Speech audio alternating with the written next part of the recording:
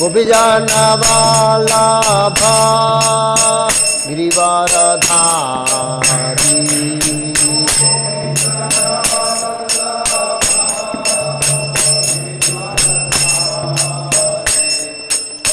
गोपी जन वल्लभा गिरिवरधारी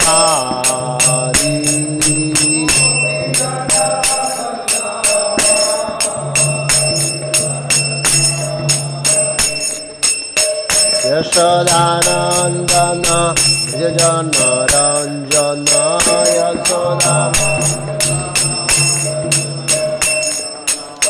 यशोदानंदन जन रंजन यशोदानंदन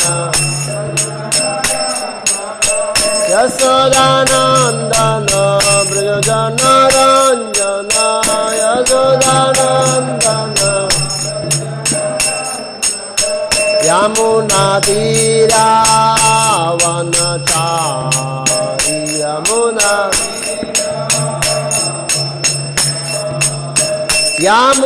तीरावनचारी यमुना जय राधा माधव कुंज बिहारी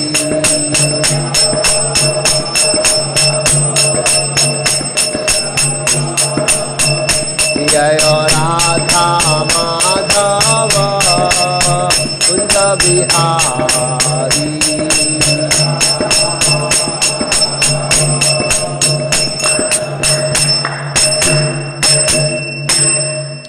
जय ओम विष्णुपाद परमहंस परिवदक आचार्य श्री श्रीमद अभयचरणारविंद भक्ति वेदांत स्वामी प्रभुपाद की अनंत कोटि वैष्णवविंद की सीताराम लक्ष्मण हनुमान की श्री श्री गौ निताई की वाल्मीकि कृत रामायण की निताई गौर प्रेमानंदे।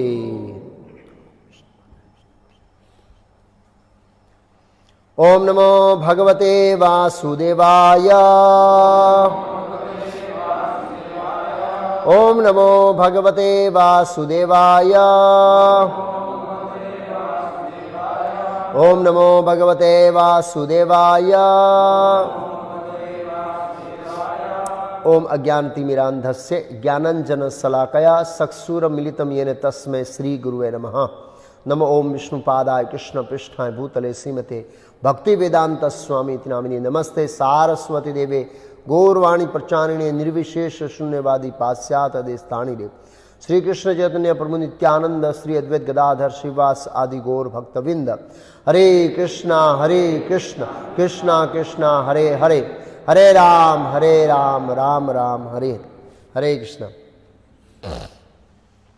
तो हम चर्चा कर रहे हैं पद्धतिसर वाल्मीकि रामायण पर।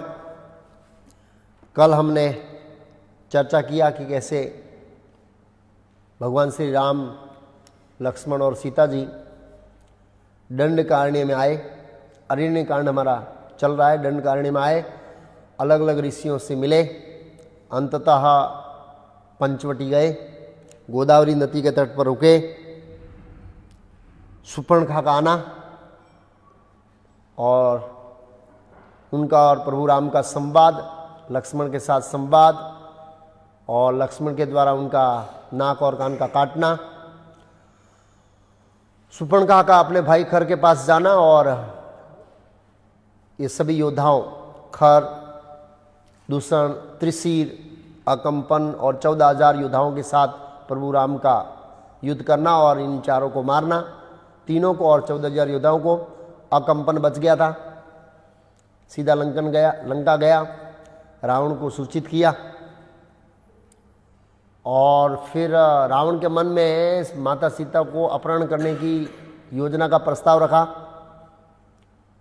और वो सीधा मारीच आया। मारीच के पास रावण, मारीच ने पहली बार तो समझाकर उसको भेजा कि ये विचार छोड़ दो।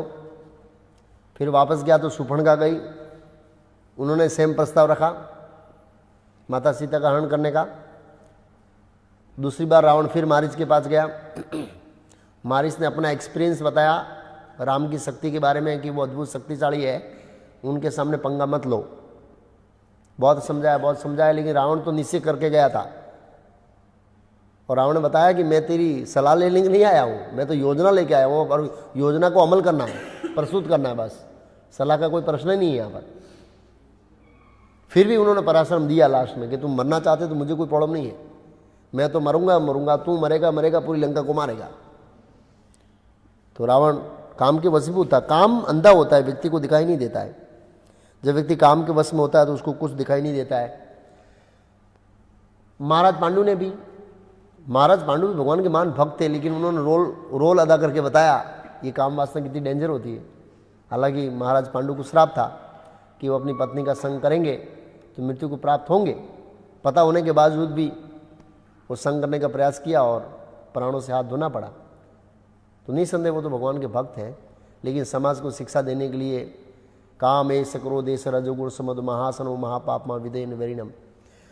तो रावण काम से अंधा हो गया, इसलिए उन्होंने वो स्वीकार नहीं किया मारीच की सलाह को। और मारीच को 2 ऑप्शन दिया। एक है, अगर तू मेरे लिए काम करेगा तो मैं आधा लंका का राज्य दे दूंगा, नहीं करेगा तो मैं तुझे मार दूंगा यहीं पर। बस असुरों का यही प्रस्ताव रहता है और तीसरा कोई प्रस्ताव नहीं रहता है। तो उसने सोचा कि इस दुष्ट के हाथ से मरना अच्छा है, मैं राम के हाथ से मरूं, और स्वीकार कर लिया प्रस्ताव। दोनों मॉरिशस से पंचवटी में आए, ठीक है, उसमें समुद्र को पार करके और वन, पृथ्वी, जंगल पार करते करते करते करते करते अंत वो पंचवटी में आए। पुष्पक विमान को लैंडिंग किया। जैसे ही धरती पर पैर रखा, मारीच ने सुंदर हिरण का रूप धारण कर लिया। सुंदर और अद्भुत रूप का वर्णन है रामायण में, अद्भुत रूप है उसके। वो जगह जगह पर चांदी जैसे चमकते सिन्हा थे, मुंह गुलाबी था, पूंछ इंद्रधनुष जैसी थी। बहुत डिटेल में वर्णन किया है। एकदम आकर्षित था वो, आकर्षित करने वाला था। और वो पंचवटी में प्रभु राम की कुटिया के आसपास घूम रहा था, और जिस साइड में माता सीता पुष्प ले रही थी पेड़ों से, उस साइड में गया और कूदका मारने लगा। कभी पेड़ों के बीच में मस्ती करता, कभी घास चरता, ऐसे। तो माता सीता ने उनको देखा तो माता सीता उनसे मोहित हो गई। लेकिन दूसरे जितने भी हिरण थे उसको देखने से भाग गए, पलायन कर गए। उनको सुगंध आ गई कि राक्षस है, क्योंकि पता है कि ये पहले ही हिरण का रूप धारण करता था और खा जाता था। ऐसा ही सब वहाँ के दंडकारण्य में सबको पंचवटी में पता था ऐसे। तो माता सीता मोहित हो गई और पुकारने लगी, हे राम, हे लक्ष्मण, इधर आइए, मेरे को ये सुंदर हिरण चाहिए। तुरंत लक्ष्मण ने चेतावनी दिया, प्रभु कुछ दाल में काला है, ये गड़बड़ करने वाली बात है। ऐसा इतना सुंदर प्राणी का होना असंभव है। और जहाँ तक मैं सोचता हूँ मारीच ऐसा सुंदर रूप धारण करता है, ये मारीच होगा, आप उसकी ओर ध्यान मत दीजिए। फिर भी माता सीता ने उनको बुलाया और माता सीता की प्रबल इच्छा थी, बस किसी भी हाल में मुझे ये चाहिए, मैं इनसे मोहित हो गई हूँ। माता सीता ने कहा, आप लोग सोचते होंगे कि मैं एक मूर्ख स्त्री हूँ, ऐसी इच्छा क्यों कर रही हूँ, बस मेरी इच्छा है। अब मैंने मन में ठान लिया है कि मेरे को इसको चाहिए। जिंदा लाओ तो जिंदा लास्ट में नहीं लाओ तो मरकर लाओ। उसकी चमड़ी के ऊपर मैं वो कंबल बनाऊंगी, उसके ऊपर सोऊंगी, आनंद मिलेगा मेरे को। पता है, हाँ, कंबल के रूप में मुलायम उसकी चमड़ी थी ऐसे। तो प्रभु राम को पहली बार एक मौका मिला माता सीता को प्रसन्न करने के लिए, जो उन्होंने मन चाही चीज चाही, और प्रभु राम को मौका मिला कि कैसे भी मैं सीता को प्रसन्न करूं। और भगवान राम भी मोहित हो गए देखने से। भगवान राम ने उसका अच्छा वर्णन किया है, 10-12 शब्दों में उनका वर्णन किया है। वो जीभ खोलता है तो प्रकाश निकलता है, ऐसा हरण तो मैंने भी पहली बार देखा है। मैंने देखा, वो पढ़ रहा था रामायण, तो कई बार राम को तुरंत ज्ञात हो जाता है कि मैं सर्वशक्तिशाली हूँ। थोड़े सेकंड के बाद वो अपने आप को असमर्थ समझते थे। तो भगवान की माया शक्ति है, वो उनको याद दिलाती है, भुलाती, याद दिलाती है, भुलाती, याद दिलाती, भुलाती, वो लीला को रोचक बनाने के लिए। ऐसे। और प्रभु राम ने कहा कि ठीक है, अगर वो मारीच भी है, लक्ष्मण को तर्क का जवाब दिया, तो मैं उसको मारूंगा, इससे ऋषियों का वातावरण शांत हो जाएगा, उसमें क्या समस्या है? नहीं है तो पकड़ के लाऊंगा, अगर वो है भी तो समस्या क्या, अच्छा है, उसको मार दूंगा। और प्रभु राम कुटिया में गए, अस्त्र शस्त्र लिया, जैसे सब अस्त्र शस्त्र धारण किया, मारीच वहां से गायब हो गया। और प्रभु कहीं ऐसे दूर देखे देखे देखे तो कहीं पर दिखाई दिया, आता है गायब होता है, आता है गायब होता है, चला जाता है। और भगवान राम को वो दूर ले गया, धीरे धीरे धीरे धीरे धीरे धीरे धीरे धीरे दूर ले गया। कभी दिखता है, कभी गायब हो जाता है, कभी दिखता है, कभी गायब। मायावी शक्ति का उपयोग कर रहा था, गायब हो जाता है कभी कभी ऐसे। और बहुत दौड़ाया प्रभु राम को, बहुत दौड़ाया। भगवान राम ऐसे लगा रावण थक गए कि इसके साथ क्या किया जाए। एक बार तो विश्राम किया और आशा छोड़ दिया कि हाथ में आने वाले, फिर सामने आके खड़ा हो गया। पसी प्रभु राम ने सोचा कि अब इसको जीवित लाने का कोई प्रश्न नहीं है, अब इसको मार देना चाहिए, अब जीवित हाथ में नहीं आएगा। और अंततः ब्रह्मा जी का दिया हुआ अमोघ बाण, जिसको खाली हाथ नहीं जाता है, वो शिकार को शिकार कर लेता है, और छोड़ा। उसमें लिखा मारिच ने बहुत ऊंची छलांग मारी, फिर भी उसके छाती में गया और मारिच मर गया। और तुरंत उसने रावण को जो वचन दिया था कि तुम मरते समय हे सीते हे लक्ष्मण पुकारना, तो लक्ष्मण वहां से जाएगा और उस समय मैं माता सीता का हरण कर लूंगा। और उसने पुकार की, तुरंत प्रभु राम के हृदय में भय का संचार हो गया कि 100% ये तो मारिच था। और उसने वो अपना असली रूप में आ गया, जो मर गया। तो पूतना भी वो सुंदर बन के गई ना, जब मरी तो असली रूप में आ गई। तो असुर ऐसे होते हैं, वो अपना रूप बदल के जाते हैं, लेकिन जब मरते हैं तो असली रूप में आ जाते हैं। तो ये भी असली रूप में आ गया। तो माता सीता ने जैसे ही वो आवाज सुना, तुरंत लक्ष्मण को आज्ञा दी, जाओ तुम्हारा भाई संकट में है, कोई खतरा लग रहा है, रक्षा करो जाके। नॉर्मल भाषा में बोला। लक्ष्मण ने उसको वो गणकारा ही नहीं, वो ऐसा लक्ष्मण देखा कि कोई बात ही नहीं हुआ ऐसे, उसको उस बात को नेग्लेक्ट कर दिया। माता सीता ने देखा कि मैं उनको आज्ञा दे रही हूं राम संकट में जाने के लिए, और ये कुछ सोच ही नहीं रहा है, बिल्कुल बिंदास है, कोई रिएक्शन नहीं है, कोई भय नहीं है, एकदम निर्भय। अब तो माता सीता बहुत ज्यादा क्रोधित हो गई। अच्छा, अब मुझे समझ में आया तू साथ में क्यों आया है। तेरे को आनंद आ रहा है ना राम को संकट में देखकर, वो मरेंगे तेरे को आनंद आएगा, तू मेरे भोग के बारे में सोच रहा है। ऐसे करके बहुत कटु वचन दिया माता सीता ने। तो लक्ष्मण जी ने बहुत शांत स्वभाव से कहा कि इस दुनिया में कोई नहीं है कि राम को हरा सकते हैं, अजय है, शक्तिशाली देवता और इंद्र सब मिलकर कुछ नहीं कर सकते, आप चिंता मत कीजिए। ऐसा कहने के बावजूद भी और क्रोध भड़क गया अभी सीता माता को। सीता माता ने और कटु वचनों में उसको डांटा। अब तो लक्ष्मण का सहन शक्ति का टेम्परेचर पूरा हो गया बेचारे को। दोषारोपण कर रही थी बहुत, दुष्ट नीच, भरत का मित्र, तुम भरत के साथ मिलकर आए हो कि हमको ऐसे यहां पर मारो, ये तुम्हारी योजना लग रही है। ऐसे करके बहुत कटु वचन बोले। तो अब लक्ष्मण का उत्तर दिया लक्ष्मण ने, और लक्ष्मण ने कहा कि स्वभावतः स्त्रियां कठिनाई में और दो मित्रों के बीच में समस्या खड़ी करती है, ये उनका स्वभाव है। ऐसा उन्होंने बोला एक्चुअली ऐसे। और स्त्रियां जिस चीज में आसक्त होगी है और जो उसकी कामना करती है, फिर सदाचार और नीति सब भूल जाती है। क्या कहेगा, सेम एग्जाम्पल प्रस्तुत किया ऐसे, वीकनेस बता रहे हैं उनकी ऐसे। फिर भी अपने आप को साबित करने के लिए कि जैसा आप बोले वैसा मैं नहीं हूं, मैं जाऊंगा, लेकिन मुझे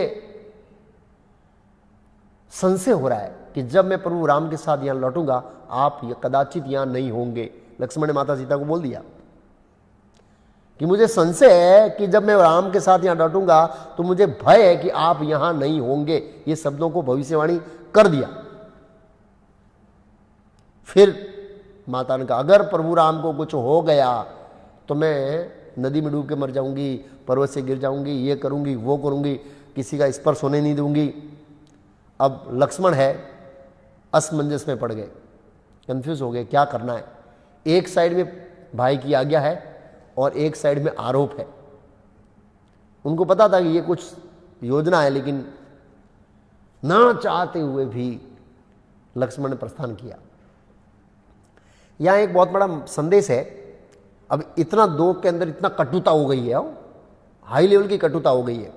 माता सीता उसके ऊपर वहम कर रही है और लक्ष्मण सोच रहा है कि सीता मेरे को बिना काम के वहम करनी, और माता सीता समझ रही लक्ष्मण का कोई दूसरा टेंशन है। बहुत बड़ा झगड़ा हो गया। लेकिन हम देखते हैं कि जब माता सीता लंका में लाया जाता है और अग्नि परीक्षा किया जाता है, तो इस घटना को कोई भी याद नहीं करता है कि तुमने मेरे को डांटा था ना, देख लिया ना, मैंने आपको मना किया था ना। ही तो लक्ष्मण ने उसको याद किया और ना ही माता सीता ने उसको याद किया। क्या शिक्षा है? दोनों का उद्देश्य क्या था? वो क्रोध होने का दोनों का उद्देश्य क्या था? पहले ये पॉइंट समझना है। क्या उद्देश्य था दोनों का? राम की सेवा।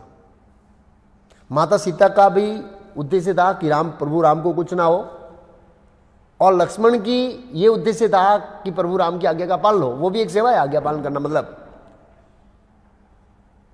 लेकिन माता सीता मिलने के बाद ये घटना कभी दोनों ने कभी याद नहीं की।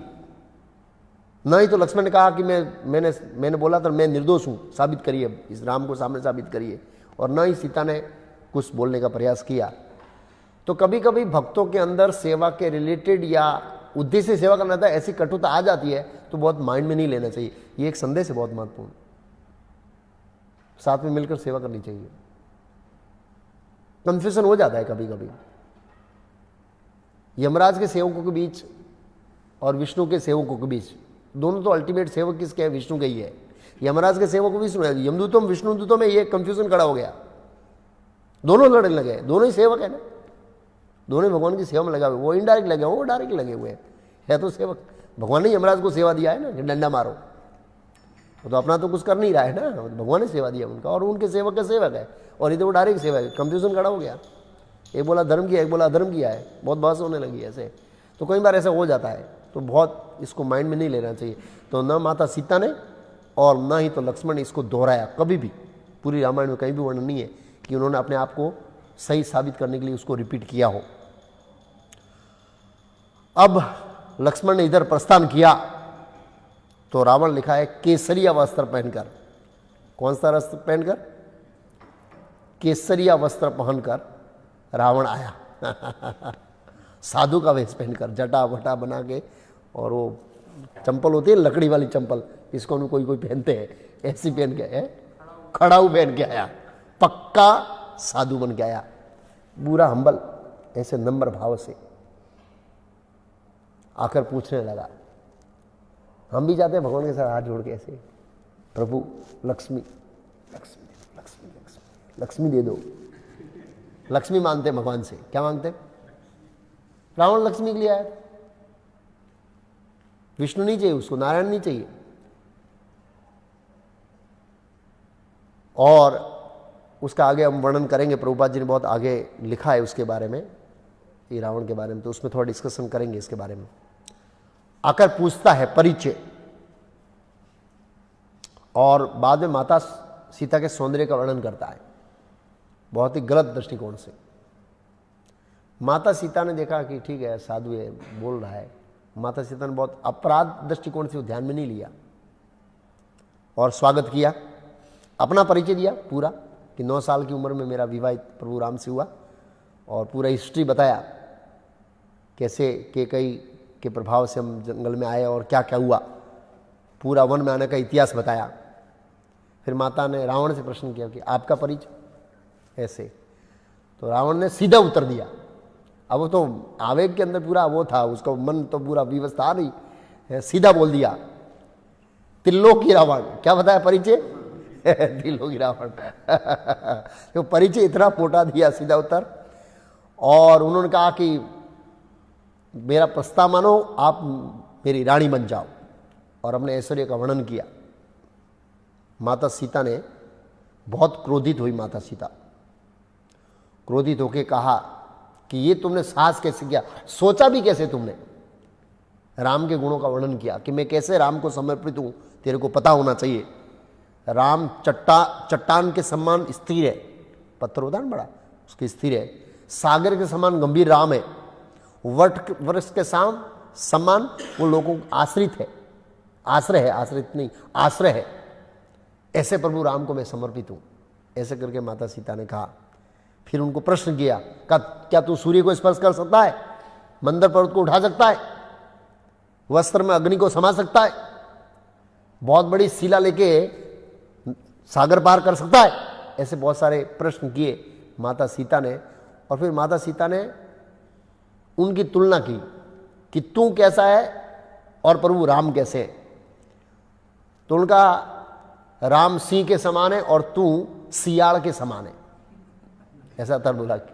सियाड़, प्रभु राम गरुड़ के समान है और तू कौवे के समान है। रियली बहुत अच्छा माता सीता ने बोला। प्रभु राम सागर के समान है और तू छोटे पानी के खबोची में छोटा तालाब होता है ना, उसके समान है। प्रभु राम चंदन के समान है और तू कीचड़ के समान है। प्रभु राम लोहे के समान है, सॉरी, प्रभु राम सोने के समान है और तू लोहे के समान है। प्रभु राम हंस के समान है और तू गीद के समान है। गीद होता है ना, बहुत ब्राह्मण है। अब तो रावण बहुत क्रोधित हो गया, उसका बहुत ज्यादा क्रोधित होया और माता सीता को धमकाया, क्या समझती हूं, कुबेर का भाई हूं। उससे पुष्पक विमान ले लिया, ये पराक्रम किया, बड़े बड़े देवता भी मेरे कांपते हैं। सूर्य भी, जब मैं सूर्य की ओर आंख करता हूं तो वो चंद्रमा की तरह शीतल प्रकाश बरसाता है। पराक्रम का वर्णन किया जबरदस्त। भूल जाओ राम को, मैं ही राम हूं तीन लोकों में, और कोई राम नहीं है, भूल जाओ। बहुत आजीजी किया। माता सीता ने चेतावनी दिया कि ये भूल कभी मत करो, सर्वनाश हो जाएगा लंका के साथ। इंद्र की पत्नी का अपहरण करने वाला बच सकता है, लेकिन प्रभु राम की पत्नी का अपहरण करने वाला कोई नहीं बच सकता है। अब रावण ने अपना असली रूप बताया, 10 सिरों वाला, साधु वाला रूप अदृश्य हो गया और माता सीता का हरण कर लिया, उठा लिया उसको। और तुरंत पुष्पक विमान आया उनका, जो भी पुष्पक विमान नहीं था, उसका दूसरा विमान था उस समय, खच्चर वाला, खच्चर, गधा नहीं, खच्चर। खच्चर मीन्स घोड़े और गधे के बीच वाला। खच्चर बीच में आता है ना, घोड़ा ही नहीं होता और गधा भी नहीं होता, खच्चर। और असुर लोग खच्चरों का रथ होता है, उसका रथ चलाने में खच्चर होते हैं, घोड़े नहीं होते। ज़्यादातर देखा गया असुरों का खच्चर होता है ऐसे।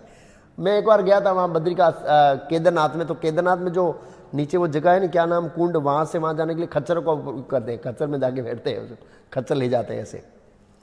माता सीता का हरण कर लिया। तो वैसे देखा जाए तो माता सीता तो लक्ष्मण जी, और लक्ष्मण जी का स्पर्श तो विष्णु के सिवाय कोई कर ही नहीं सकते इस दुनिया में। तो कैसे किया रावण ने माता सीता का हरण, उसके बारे में कथा आती है। चैतन्य महाप्रभु जब कुरुम देश में गए थे, वहाँ एक ब्राह्मण था, बेचारा बहुत दुखी रहता था।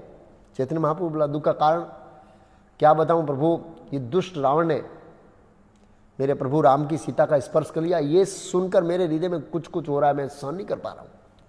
तो भगवान तो भक्त वत्सल है, और ऐसे भक्तों के हृदय की भावना को ग्रहण करने के लिए, उनको बाहर निकालने के लिए तत्पर रहते हैं।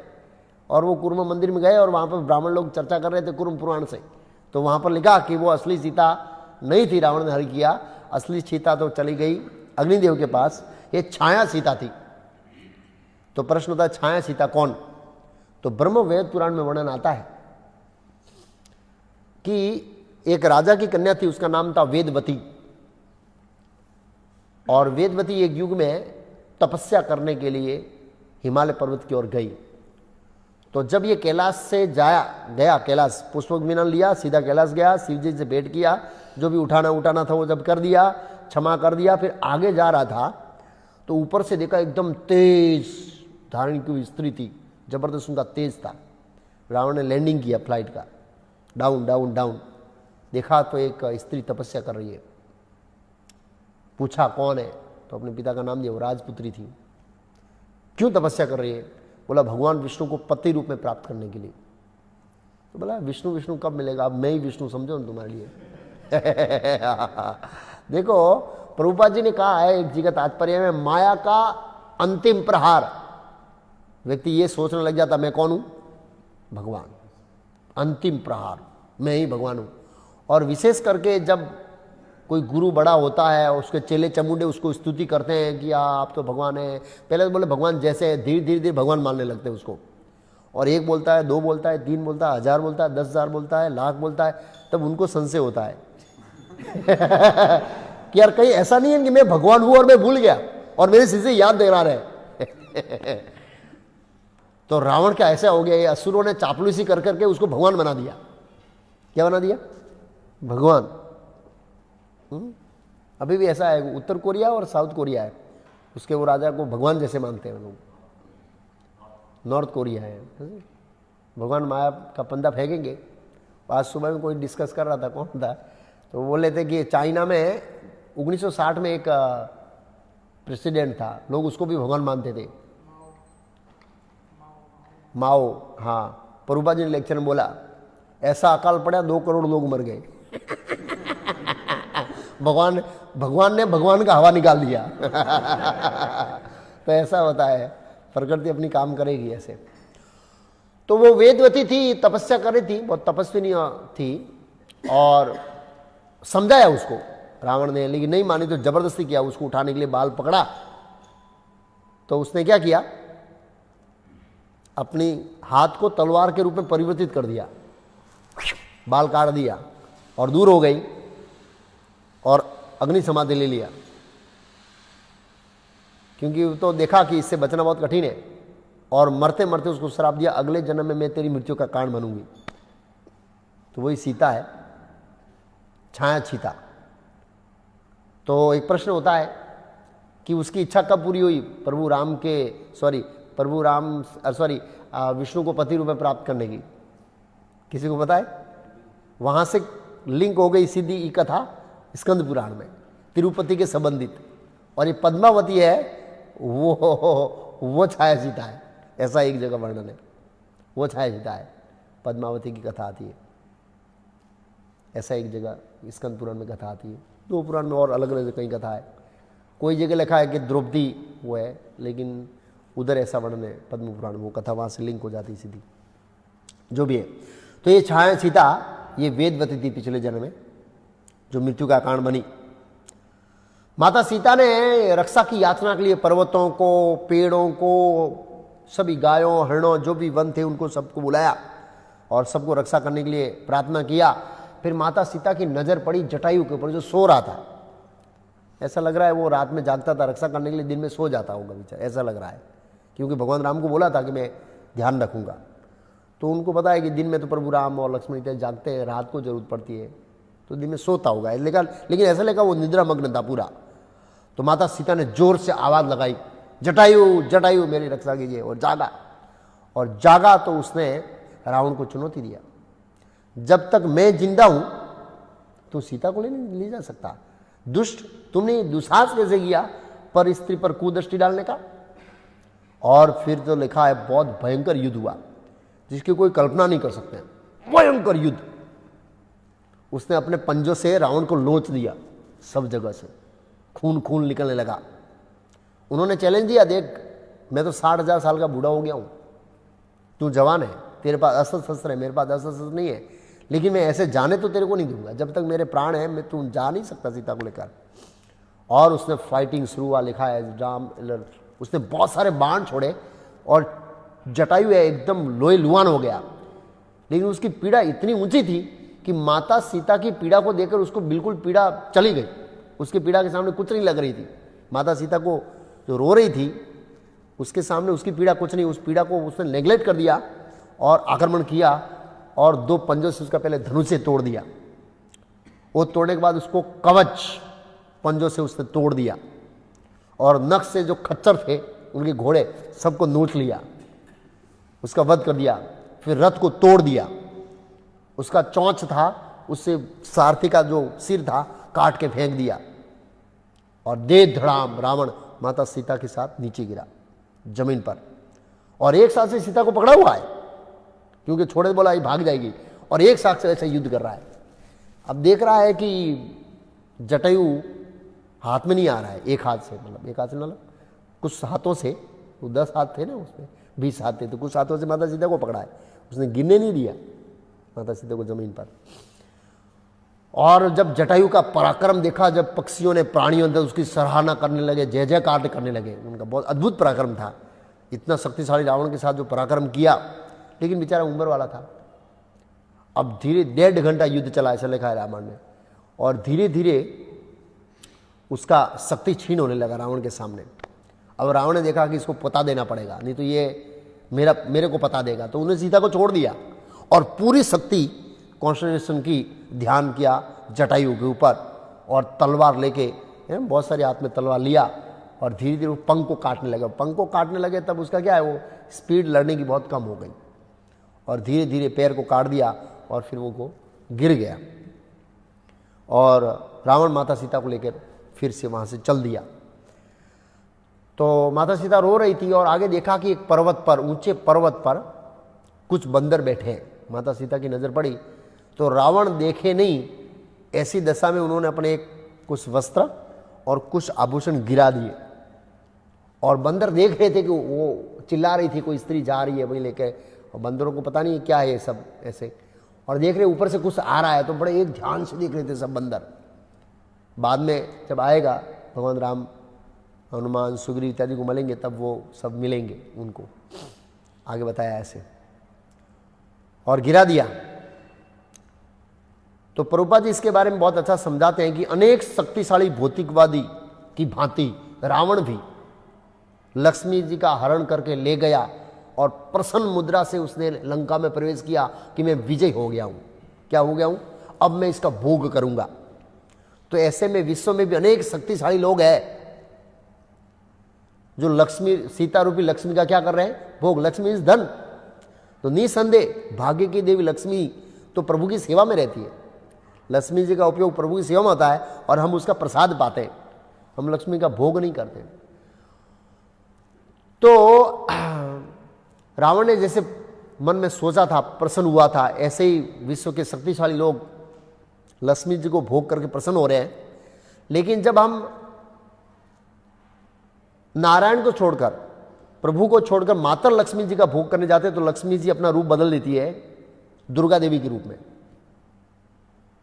और वो उनके दुर्गा देवी के हाथ में त्रिशूल के 3 आगे 6 वो है, क्या बोलेंगे, नोक।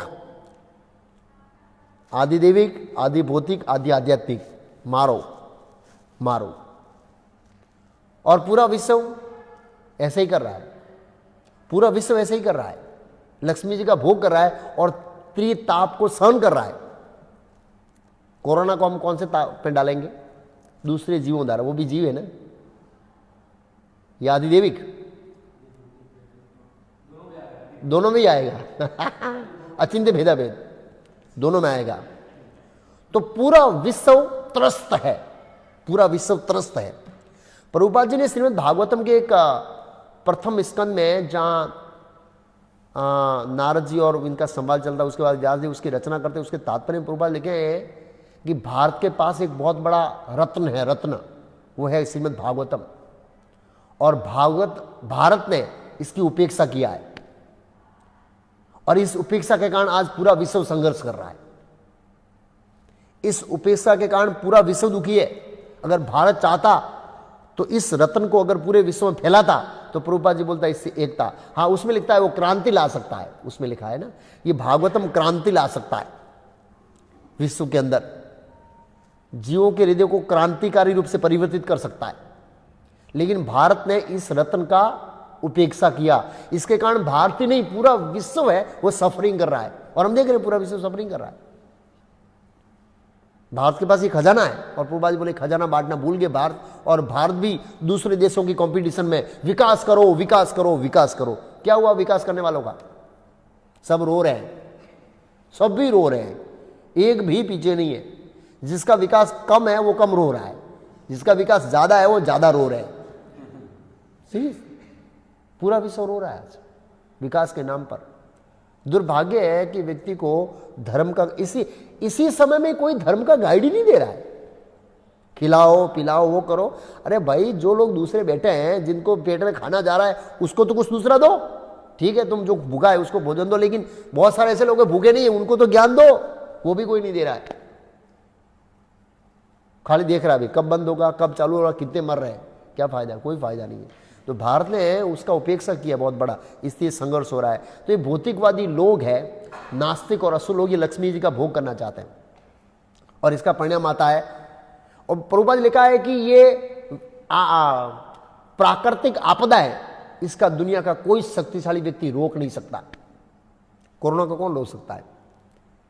सुनामी को कौन रोक सकता है?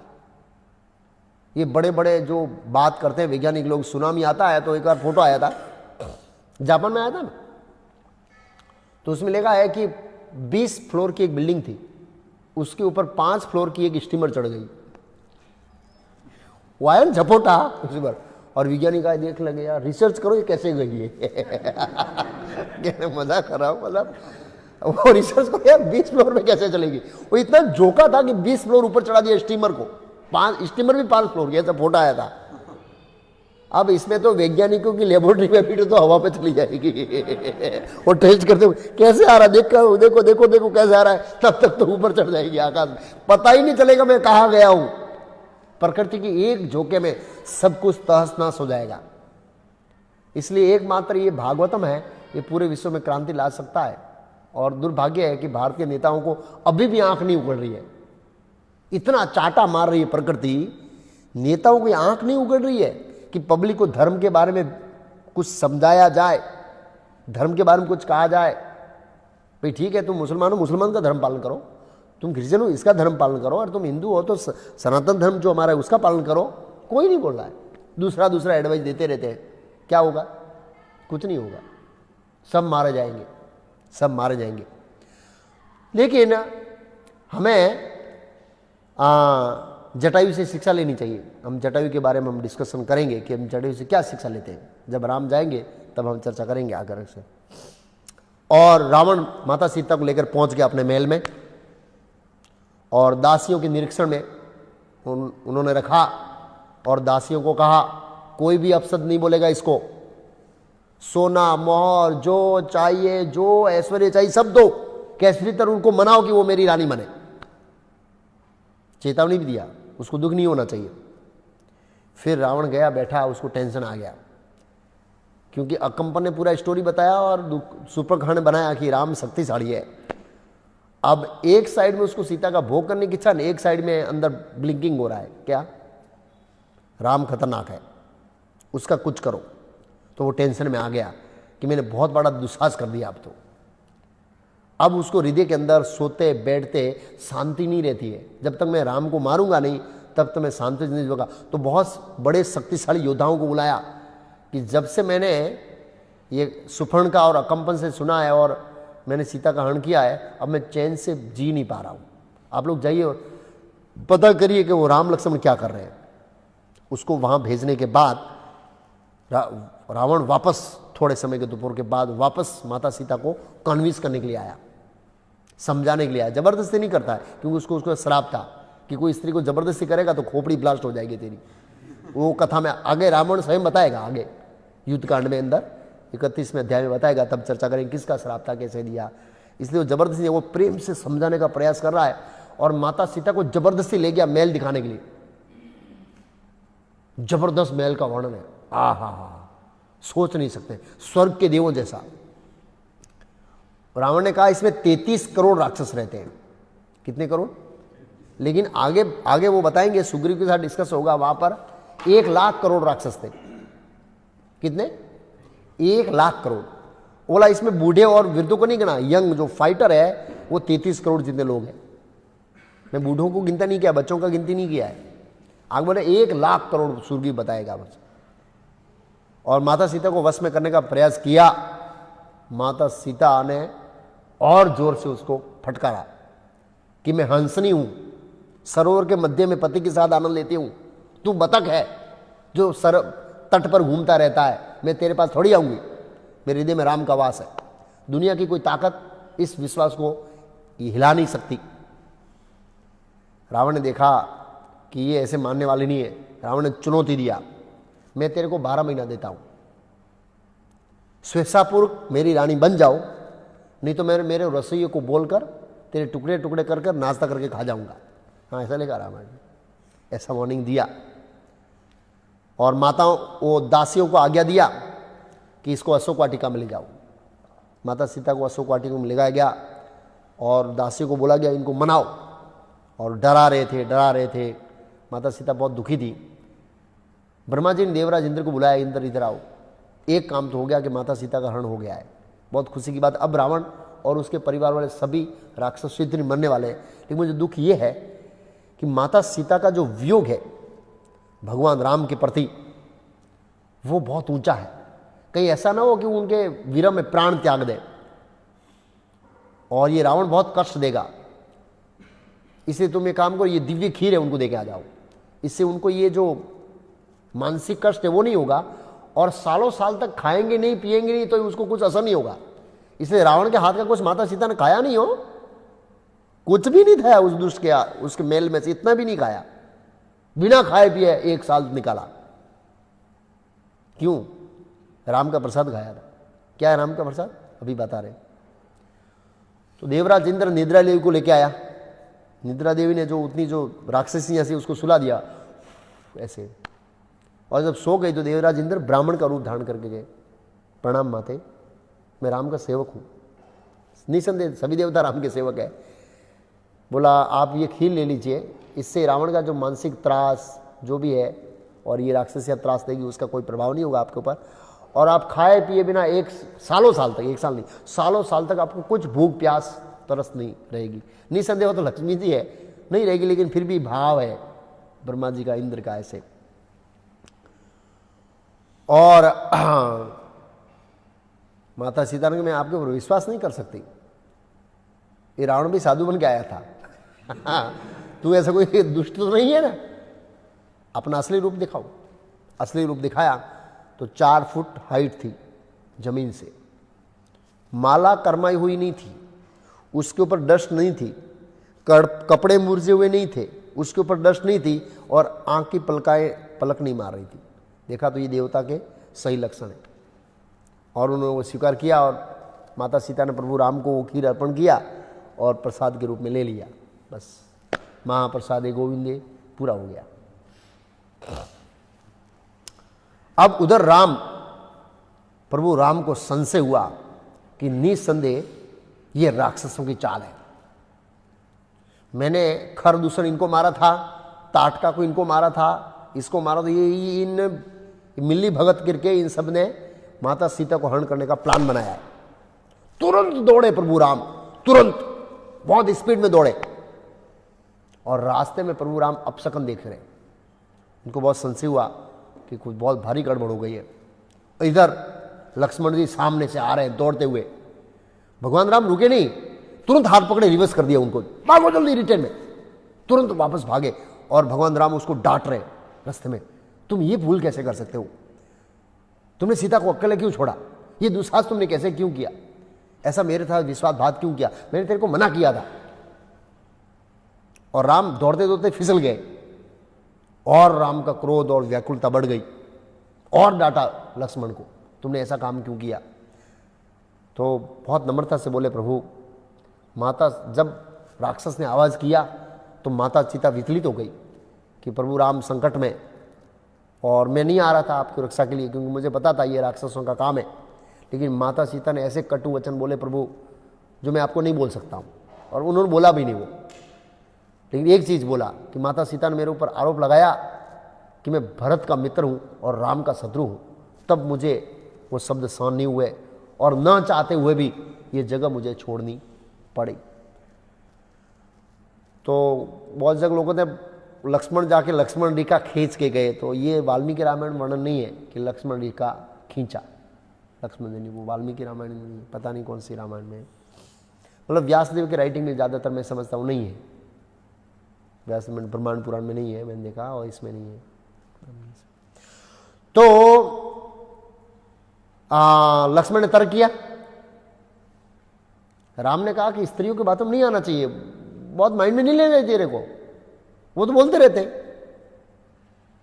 तुमको ऐसा काम नहीं करना चाहिए, तेरे को थोड़ा धैर्य रखना चाहिए, सहन करना चाहिए, ऐसा करके उन्होंने बताया। अंत दोनों कुटिया में पहुंचे, और माता सीता को न पाकर राम बहुत विलाप करने लगे। तो प्रश्न होता है कि ऐसा विलाप क्यों? तो ये जो वियोग है, ये माधुर्य भक्ति को बढ़ाने का एक भाव है। माधुर्य भक्ति के अंदर एक अंग है भक्ति का, जो भक्तों और भगवान के बीच के भाव को बढ़ाता है। और भगवान ये लीला करना चाहते हैं, वियोग की भावना की लीला।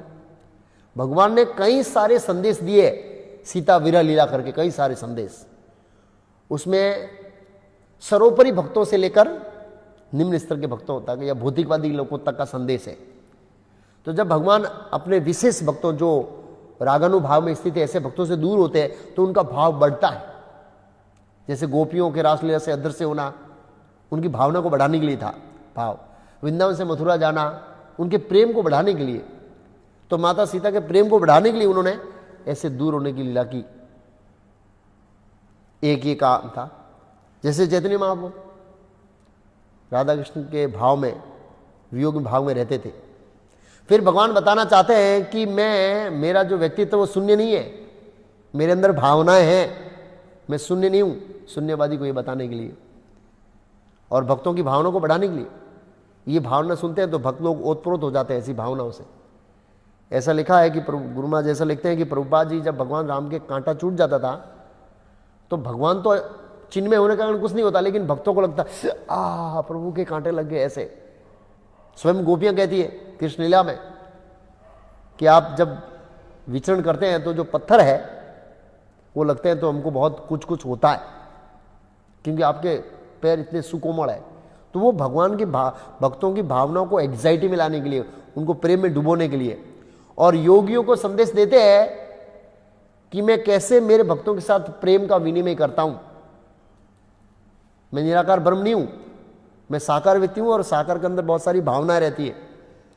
और जो भौतिकवादी लोगों को संदेश दिया प्रभु राम ने कि स्त्री के प्रति अत्यधिक आसक्ति, लिखा है उसमें अत्यधिक, over attachment is very danger, वो दुख का कारण है। तो भगवान ने अलग अलग स्तर के लोगों के लिए अलग अलग संदेश दिया, और विशेष करके माता सीता की विरह लीला का भाव का आस्वादन भगवान करना चाहते थे। और रियली भगवान राम कंप्लीट पागल की तरह थे। जैसे चैतन्य महाप्रभु कंप्लीट भाव में रहते थे, ऐसे प्रभु राम रहते थे। तो ढूंढते ढूंढते ढूंढते लोग गोदावरी के तट पर गए, वहां खोजा, फिर वहां से वापस आए तो हरणों को कोई बता नहीं रहा है क्योंकि डर है रावण का। हरणों का संकेत किया और प्रभु राम ने हरणों का आंख पढ़ लिया। हरणों ने ऐसे किया, ऐसे ऊपर किया, मतलब हवाई मार्ग से गए और दक्षिण की ओर निशाना किया, तो भगवान राम ने पढ़ लिया। और ऐसे दक्षिण की ओर गए तो देखा एक पुष्प मिला है रास्ते में, जो माता सीता को प्रभु राम ने दिया था। तो पक्का हो गया कि सीता माता इसी रास्ते से गए। और आगे गए तो टूटा हुआ धनुष्य, कवच, ये सब आभूषण, जो युद्ध हुआ ना उनके साथ, ये सब मिली, रक्त की बूंदें मिली। तो अब राम को पूरा विश्वास हो गया ये राक्षस खा गया, ये राक्षसों ने मार दिया और खा गए। अब राम और क्रोधित हो गए, प्रतिज्ञा किया कि इस पृथ्वी पर, इस ब्रह्मांड में कोई राक्षस नहीं बचेगा। और देवताओं को डांटने लगे, मूर्खों, तुम्हारे मेरी सीता को बचाया क्यों नहीं। और सीधा धनुष से लिया, लक्ष्मण के हाथ से, और बाण चढ़ाया, अभी सबका सर्वनाश कर देता हूं, पूरे ब्रह्मांड को नाश कर दूंगा। भगवान राम पूरे आवेश में सीता के विरह में बोला मैं सीता के विरह नहीं रह सकता हूं। सही बात है, वो उनके बिना नहीं रह सकते, वो उनमें नहीं रह सकते हैं, तो भगवान राम है। मैं बोला कभी भाया भगवान योग माया ऐसे प्लानिंग करती है, भगवान राम कंप्लीट भाव में आ जाते हैं और कंप्लीट कभी कभी तो अपने आप को प्रस्तुत करते हैं। जैसे लक्ष्मण ने बोला वहां पर कि मुझे लगा कि आप संकट में, तेरे को पता है ना देवता और दानव मेरे कुछ नहीं कर सकते, मैं अजय हूं, मुझे कौन सीख सकता है, ऐसा करके डांट दिया। जब लक्ष्मण ने बोला कि मारिस ने आवाज लगाया तो मुझे लगा आप संकट में, बोला तेरे को तो पता है मेरे को कुछ नहीं होगा, और तुरंत भाव पढ़ लिया। तो योग माया क्या करती है, ऐसे ही चेंज करती है लीला को रोचक बनाने के लिए। कभी कभी उनको प्रभु भाव में आ जाते हैं, कभी कभी विरह भाव में आ जाते हैं। ऐसे भगवान की इच्छा के अनुसार वो वर्तती है, काम करता है, अंत उसकी शक्ति है। और लक्ष्मण ने प्रार्थना करके शांत किया, और लक्ष्मण याद दिलाया, देखो प्रभु यह एक ही रथ है, दूसरा रथ नहीं है, मतलब राक्षस एक ही है, उसको बचाने वाला दूसरा है। तब चिंता मत करो, सीता को ढूंढने के आगे, और हम प्रयास करते हैं, पूरा ढूंढ लेते हैं, उसके बाद आपको लगता है नहीं मिलती है तो ब्रह्मांड को नाश कर देना, जाओ। ऐसा करके तो प्रभु राम थोड़े शांत हुए। और आगे खोज जारी रखी तो एक गीद पड़ा हुआ था ऐसे, लोही लुहान जा चारों ओर। भगवान राम ने तुरंत धनुष से कसा, पूरा लग रहा है कि राक्षस ये गीद का रूप धारण करके सो गया है और मेरी सीता को खा गया है। और नजीक गए तो राम राम राम राम ऐसे कर रहा है जटायु, और तुरंत प्रभु राम ने उसको हाथ में ले लिया, गोद में ले लिया और देखा कि अरे ये तो राम है, मेरा सेवक। और राम ने देखा है कि अपने सेवक की इस दशा को देखकर भगवान राम को बहुत दुख हुआ, बहुत दुखी हुए भगवान राम, और दुखी हो गए। सीता का दुख तो था ही था, और उनको लगा कि इसने मेरी सीता को बचाने के लिए प्राण त्याग दिए, तो और दुख हुआ। और फिर उनको बताया, प्रभु राम ने पूछा कि मेरी सीता को कौन ले गया? बोला रावण ले गया है दक्षिण दिशा की ओर। बस थोड़ा रावण के बारे में और कुछ बोलने जा रहा था कि प्राण निकल गए होंगे। दक्षिण दिशा और रावण इतने शब्द बोले, इतनी स्थिति में था। फिर राम ने जटायु के बारे में एक स्टेटमेंट दिया कि हे लक्ष्मण, अभी मुझे सीता के विरह का जितना दुख नहीं है ना, उससे ज्यादा दुख मुझे जटायु का है। इसने मेरे लिए अपने प्राण दे दिए। तो कई बार लोग बोलते हैं मैं तेरे लिए प्राण दे दूंगा, जब देने की बारी आती है ना अच्छे अच्छे छोड़ देते हैं। एक नया नया भक्त था, जब प्रेम होता है और पत्नी पत्नी शादी करते हैं तो एक दूसरे को ऐसा बोलते हैं, खाली क्या करते हैं, बोलते हैं, स्वाभाविक रूप से बोलते हैं। ये श्रृंगार रस का एक सब्जेक्ट है। तो एक भक्त था बिल्ली मोरा में नाइजीरिया में रहता था। भक्त नहीं था, वो नया नया था बेचारा, एक दो बार गया होगा इस्कॉन में, पता लगा इस्कॉन में मन अशांत था तो आया। वो नाइजीरिया में रहता था, नाइजीरिया ऐसा कंट्री में, और क्लास सुनता था और दुखी था बेचारा। वो डाइवोर्स का केस चल रहा था। मैंने बोला एक दो माला करो, तो माला किया। सोमवार का प्रोग्राम चलता, मैं कहा आज माला किया भाई? मैं बोला आज माला नहीं करूँगा। बोला क्यों? रात को कोर्ट में डेट है, वो डेट का माला के क्या क्या संबंध है? बोला नहीं, जब मैं माला करके जाता हूँ तो कोर्ट में गुस्सा नहीं आता है। वो पत्नी उसकी बैंक में ऑफिसर थी बड़ी, तो बोला मैं जाके गुस्सा करता हूँ। तो मैं सोच रहा था, एक दिन इसने बोला था मैं तेरे लिए प्राण दे दूंगा, और आज बोला मैं तेरे लिए प्राण ले लूंगा। ये भूति जगत है, कभी भी व्यक्ति की पलटी मार सकती है। भूति जगत ऐसा ही है, प्राण देने वाला प्राण लेने के लिए तैयार। तो लोग बोलते हैं कि हम प्राण दे देंगे, लेकिन देते नहीं है। जटायु ने दिया, बोला नहीं, लेकिन प्रभु के लिए प्राण दे दिया। और फिर भगवान स्वयं राम ने अग्नि संस्कार किया, और उसको भगवान राम ने कहा इसने लक्ष्य की प्राप्ति किया है।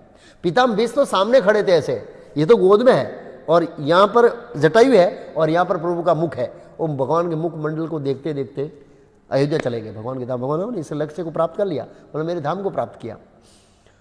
तो क्या शिक्षा है यहाँ पर? जटायु हमने बहुत महत्वपूर्ण शिक्षा दिया है। एक आर्टिकल आया था, पराजय में विजय। पराजय के अंदर क्या है? विजय। भौतिक दृष्टिकोण से पराजित हुआ, लेकिन आध्यात्मिक दृष्टि में विजय प्राप्त किया, क्योंकि उन्हें जन्म मृत्यु पर क्या किया? विजय प्राप्त कर लिया। भौतिक दृष्टि में पराजय हुआ। राम ने ऐसा नहीं बोला यार हारा तू केवो मानस है यार, हमारी पत्नी तो बचाई नहीं, जा मार रही थी यार, नहीं ऐसा नहीं बोला। भगवान राम ने देखा कि इसने प्रयास किया है, क्या किया है, और प्रयास करने के बाद में प्राणों को दे दिया। तो भगवान हमारा प्रयास देखते हैं, रिजल्ट नहीं देखते हैं, हम कितना प्रयास कर रहे हैं। रावण भौतिकवादी व्यक्ति के समान रोल कर रहा है, दुष्ट, जैसे आज के नेता लोग और जगत के लोग सब। और जटायु ने भक्तों का रोल किया कि एक भक्त को लक्ष्मी जी को बचाना चाहिए और नारायण की सेवा में लगाना चाहिए, और उसके लिए क्या दे देना चाहिए? प्राण। निसंदेह ये संदेश दिया है। ये भौतिकवादी लोग लक्ष्मी जी का भोग करने जा रहे हैं, और भोग करके ही सब मरेंगे। लेकिन एक भक्त दयालु होता है कि उसके हाथ से लक्ष्मी जी की रक्षा करता है, और रक्षा करते करते कई बार अपने प्राण भी दे देता है। तो भक्तों को यह भाव होना चाहिए, लक्ष्मी जी प्रभु की है, दुष्टों के हाथ से लाकर भगवान की सेवा में लगाना।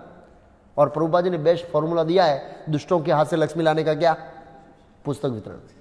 बहुत अलग अलग तरीके हैं, प्रोजेक्ट में भी लक्ष्मी लगती है, लेकिन विशेष पुस्तक वितरण है जहां हम भौतिकवादियों के हाथ से लक्ष्मी लेकर प्रभु राम की सेवा में लगाते हैं, और इससे भगवान राम बहुत क्या होंगे, प्रसन्न होंगे। तो भक्तों को ये भाव रखना चाहिए, टिकाना चाहिए, उत्साहित होना चाहिए और आश्वासन होना चाहिए कि ऐसी सेवा करेंगे तो हमारी भी गति वैसी होगी, कैसी, जटाई होगी। निसंदेह अगर इसमें लगे रहेंगे और इसके लिए हम जीवन बलिदान कर देंगे तो निसंदेह। एक लड़के का फोन आया नाला सोपारा से, बहुत महत्वपूर्ण पुस्तक वितरण के रिलेटेड है। बोला मैं निम्बार्क संप्रदाय से दीक्षा लिया हूं, अभी पढ़ाई कर रहा हूं कॉलेज में, आज फ्री था तो आपका कोर्स देखा, कुछ प्रश्न था। बोला मैं गुरु का दिया जब कर रहा हूं अभी, लेकिन मैं देख रहा हूं कि प्रभुपाद जी की जो पुस्तकें हैं क्या शक्ति है। वो तो नया नया है, बोला छोटी छोटी पुस्तकें, बोला ऐसा ज्ञान इतिहास में किसी साधु ने नहीं दिया, सराहनीय है। और बोला हमारे संप्रदाय में धीरे धीरे पुस्तकें पब्लिश होनी बंद हो गई है। एक इस्कॉन ऐसी संस्था है जो इतनी सारी पुस्तकों को बांट रहा है, पब्लिश कर रहा है।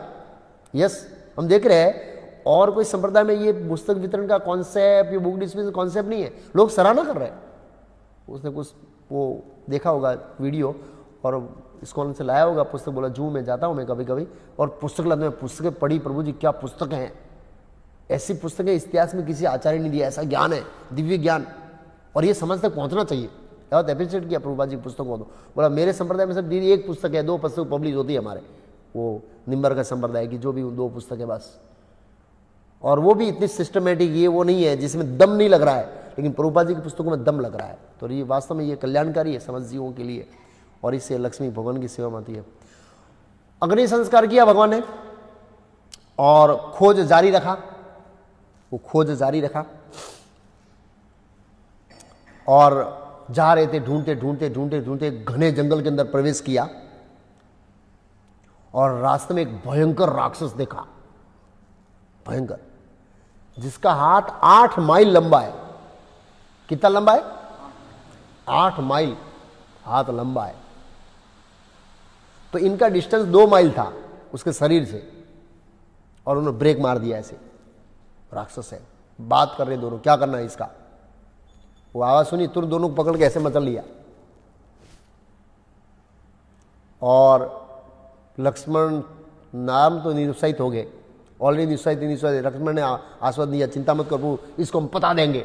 ऐसा बोला तो और क्रोधित हो गया, तो उनकी दोनों भुजाएं काट दी, क्योंकि तो 2 माइल की डिस्टेंस थे। उसने ऐसा किया और पकड़ लिया, पैर थे नहीं। आंख कहां थी?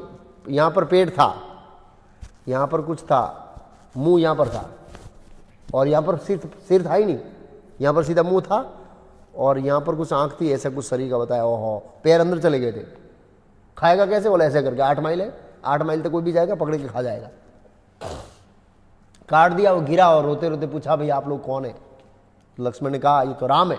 जैसे राम का नाम सुना तो प्रसन्न हो गया, और उसने अपना स्वरूप बताया कि मैं तो गंधर्व हूं, श्राप के कारण इस योनि में प्राप्त हुआ हूं, और मेरे को बोला गया है, किसने श्राप दिया था भूल गया, उन्होंने बोला है कि राम प्रभु आपका उद्धार करेंगे, और आपका उद्धार पूर्ण रूप से तभी होगा जब आपका अग्नि संस्कार स्वयं राम करेंगे।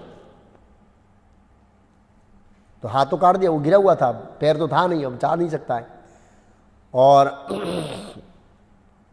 लक्ष्मण ने उत्तर दिया और उसकी प्रार्थना है कि प्रभु आप मेरा अग्नि संस्कार कर दीजिए, फिर मैं आपको आपके लक्ष्य तक पहुंचने के लिए मार्ग बताऊंगा।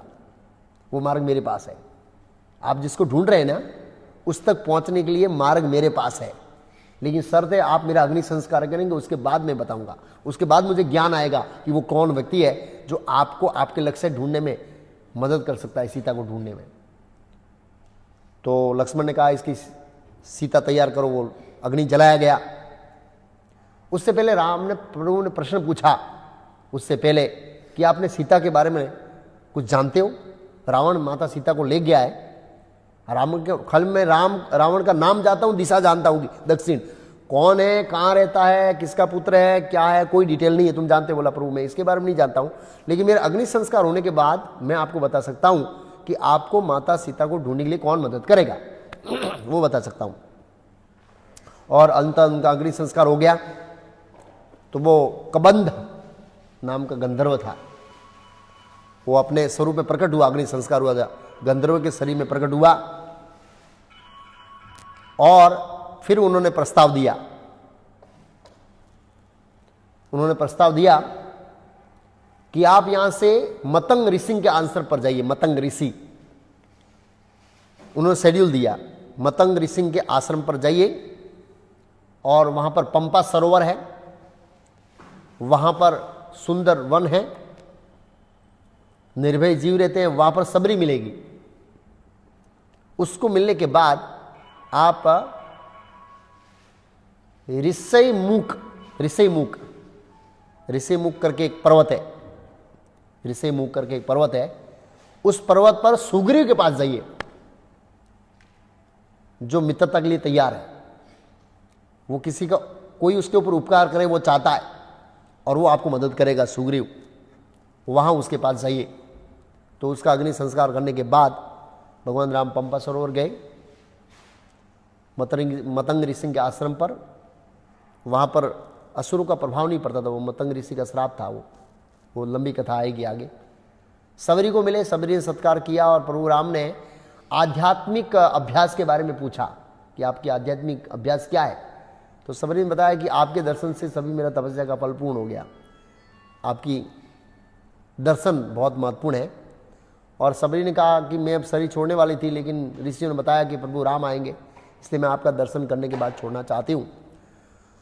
तो इसमें नोट्स में लिखा है गुरु महाराज ने कि सबरी ने झूठे बोर खिलाए राम को, ऐसा वाल्मीकि रामायण में वर्णन नहीं है। एक सच्चा भक्त होता है, वो ऐसे झूठा बोर खिला के एक आदर्श स्थापित नहीं करना चाहता, और ना ही कोई सबरी रागानुभक्ति में थी, ऐसा कोई वर्णन नहीं है। एक रागानुभक्त होता है, गोप बालक इत्यादि, वो दूसरी चीज़ है। तो इसका वर्णन वाल्मीकि रामायण में नहीं है कि झूठो। उन्होंने स्वागत किया, उसमें लिखा है सब स्वागत किया और प्रभु राम का दर्शन किया, और उसके बाद वो अग्नि में प्रवेश किया। और कहाँ गई भगवान को ही पता है जो भी है, स्वर्ग लोग गई, तपस्या किया होगा, आगे भक्ति मिलेगी उसको। और उसके बाद सबरी से भेंट करने के बाद अब आगे ऋषिमुख पर्वत पर जाने का प्लानिंग कर रहे हैं। सुग्रीव के पास गए नहीं अभी तक, प्लानिंग कर रहे हैं कि हम लोग अभी वहां से वहां जाएंगे। तो उसकी चर्चा हम कल करेंगे कि कैसे सुग्रीव के साथ मिलन होगा। सुग्रीव बेचारा डरा हुआ है और 4 और बंदरों के साथ वहां रहता था, उसकी चर्चा हम कल करेंगे। हरे कृष्णा। किसी का कोई प्रश्न है तो? टाइम हो गया है। हाँ, यस, अरण्यकांड पूरा हो गया अभी अरण्यकांड आज पूरा हो गया। अरण्यकांड कल से किष्किंधा कांड शुरू होगा, क्योंकि सुग्रीव से मिलने से किष्किंधा कांड शुरू होता है। हाँ, रावण छाया सीता को ले गया। हाँ, चेंज कैसे हुआ? तो मैं तो वहां था नहीं प्रभु था तो पेड़ पौधे के रूप में था, पता नहीं लगता है ना ऐसे पेड़ वो डिटेल लिखा नहीं कैसे चेंज हुआ एग्जैक्टली।